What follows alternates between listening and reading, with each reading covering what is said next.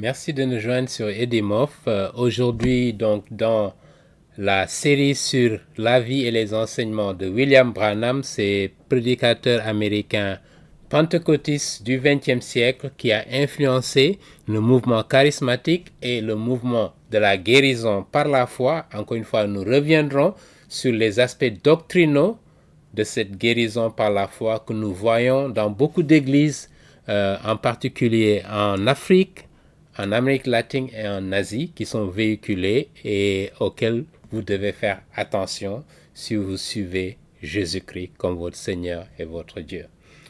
Donc nous allons nous arrêter aussi sur le récit de l'enfance de William Branham et nous allons examiner son lieu de naissance, ce qui est indiqué dans certains documents qui ont été identifiés et exposés.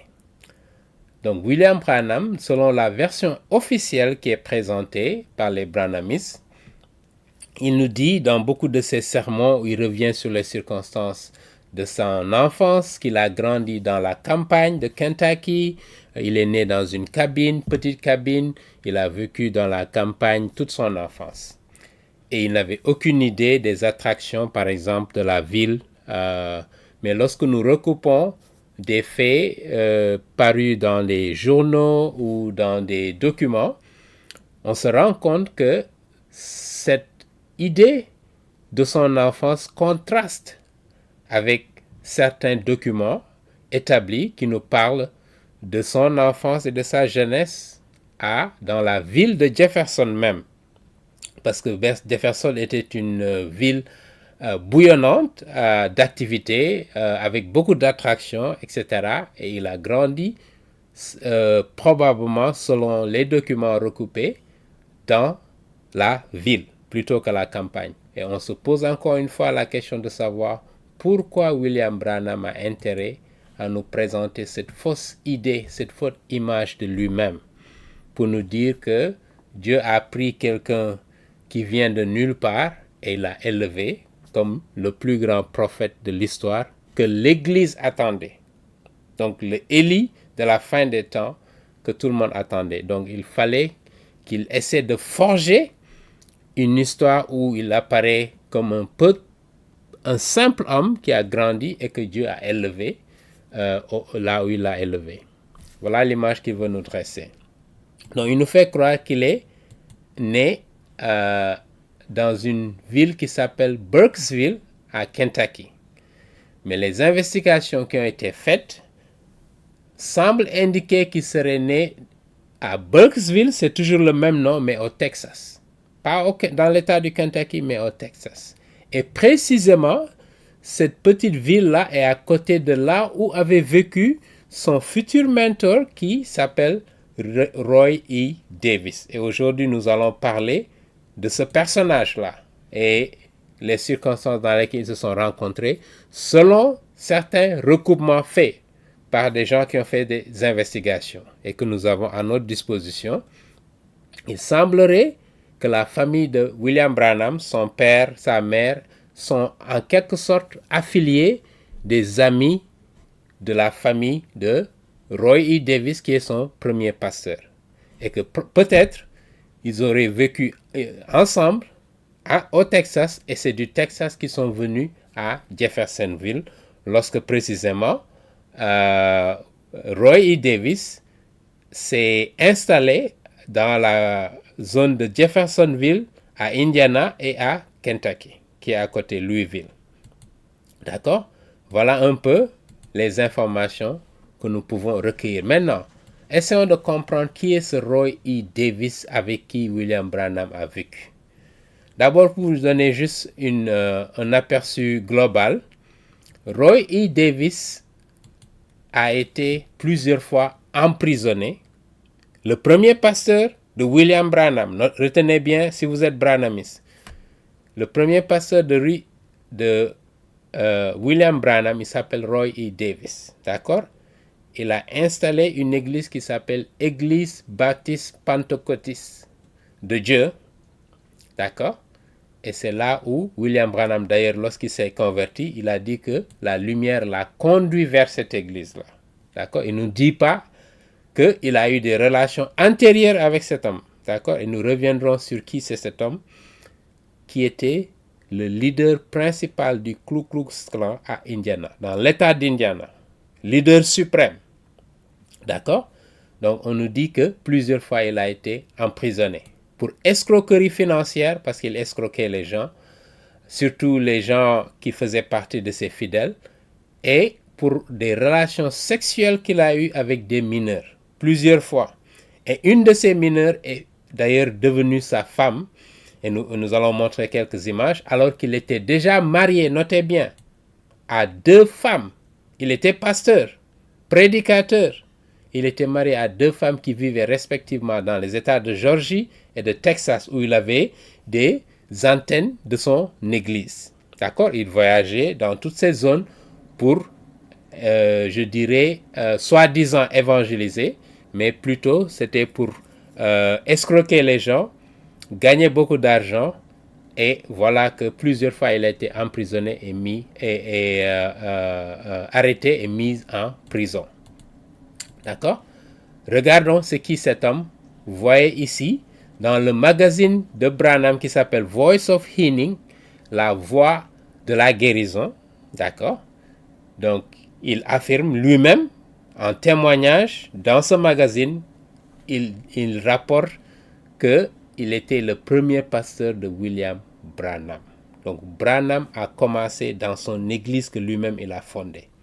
Ce criminel, cet homme qui ne connaît ni Jésus-Christ et qui vivait dans l'immoralité et la débauche, voilà celui qui a ordonné William Branham était son premier pasteur. D'accord? Comme nous l'avions dit, les mauvais arbres ne peuvent produire que des mauvais fruits. Regardons, et sa criminalité n'a pas démarré dans les années 30, où il a eu la rencontre avec William Branham, mais depuis 1917 déjà. Il a été emprisonné, arrêté et emprisonné pour vol et cambriolage. Vous voyez bien le magazine ici qui s'appelle County Messenger, le messager du district, disons. On nous dit ici Reverend Davis, donc c'était un pasteur. Il était chanteur et il dirigeait une chorale, etc. Il va en prison pour vol et cambriolage. Vous le voyez très bien. Regardons un autre fait marquant. Il fut arrêté dans son église même, alors qu'il prêchait un réveil. D'accord? Il a été arrêté par la police et emprisonné à 40 ans en 1931 à Louisville même. Et William Branham était présent lorsqu'il a été arrêté. Ils ont attendu qu'il termine de chanter, ils l'ont menotté, ils l'ont amené. Et quel est le motif de l'arrestation? C'est qu'il a couché avec une mineure de 17 ans qui s'appelait Ali Lee Garrison. Ok? Et il a violé la loi qu'on appelle la loi du Man's Act. Regardons de près, c'est quoi cette loi? Ça correspond à quoi? La loi du Mann, également connue sous le nom de loi sur le trafic blanc esclave de 1910. Donc c'était une loi aux États-Unis, une loi fédérale qui criminalise le transport de toute femme ou fille à des fins de prostitution ou de débauche ou toute autre fin immorale. Notez bien, donc de toute femme ou fille. Il a commis ici dans cet acte 2 crimes. Le premier crime, c'est quoi? Le premier crime, c'est de prendre une femme, de l'amener d'un état à un autre pour des raisons de prostitution. Ça, c'est le premier crime. Le deuxième crime, c'était une mineure qui avait 17 ans. D'accord? Donc, il a été emprisonné. Mais quelques années après, du fait de sa connexion avec le Ku Klux Klan, qui était puissant dans l'État de Indiana, il est sorti et il a continué ses activités de criminalité. Voilà l'homme dont on nous dit qu'il était le premier pasteur de William Branham. Et William Branham a commencé dans son église avec ce monsieur. Autre chose que nous savons, de Roy E. Davis, comme je le disais, c'était le leader suprême du Ku Klux Klan, qui est une organisation terroriste qui prône la suprématie de la race blanche. Si vous êtes branhamiste, vous êtes en Afrique, il prônait la suprématie de la race blanche sur les autres races. D'accord? Et nous reviendrons sur les doctrines qu'il a développées concernant la race noire.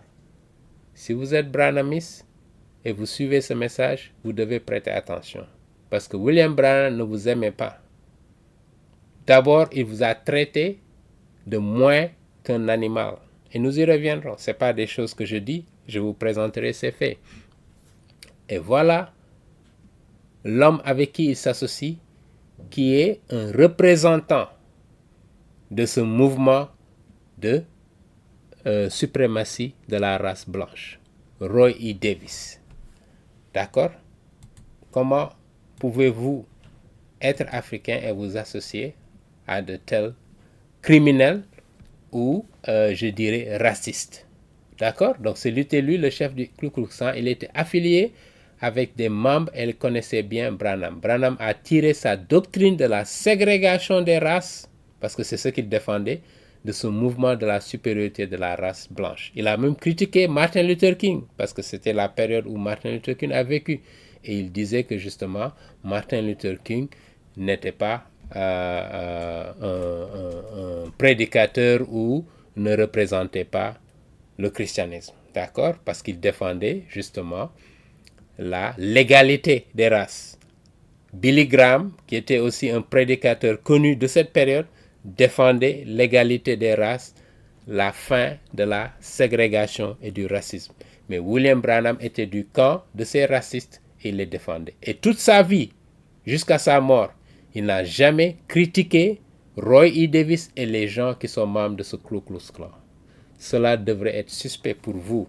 Et là, je vous montre des images où ce sont des gens en Afrique qui non seulement, je dirais, épousent les doctrines de démoniques de William Branham, mais ils semblent même l'adorer comme un dieu.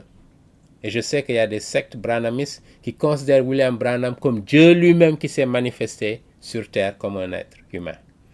Vous voyez ici, donc des gens qui ont la photo de Branham et qui se prosternent. Il y a des gens qui baptisent au nom de Branham parmi les sectes branhamistes et il y en a aussi qui affirment que William Branham, c'est la manifestation de Dieu sur terre. Je voudrais terminer avec ce passage du Nouveau Testament dans le livre de Jude qui nous rappelle ceci. Et par rapport à Roy E. Davis et William Branham, voilà ce que la Bible nous rappelle. Il dit Jude, verset 4, car il s'est glissé parmi vous, parlant des gens de l'Église, certains hommes. William Branham en fait partie, Roy E. Davis en fait partie, Jim Jones, que nous allons examiner, en fait partie, et bien d'autres, dont la condamnation est écrite depuis longtemps. Des impies qui changent la grâce de notre Seigneur Jésus, de notre Dieu, en dissolution et qui renient notre seul Maître et Seigneur Jésus-Christ. William Branham va affirmer qu'il a fait plus de miracles que Jésus-Christ et les même de plus grands que Jésus-Christ, qui est son Dieu, son Créateur lui-même. Si vous êtes branhamiste, je vous invite à méditer sur ces passages, sur ce que nous avons examiné, et d'ouvrir les yeux, parce que William Branham vous a péché un évangile qui vous conduit tout droit à l'enfer. Alors que l'évangile de Jésus-Christ est censé libérer et vous conduire en présence de l'Éternel. Amen. Nous reviendrons sur d'autres passages concernant la conversion maintenant de William Branham. Merci de votre attention. Que Dieu vous bénisse.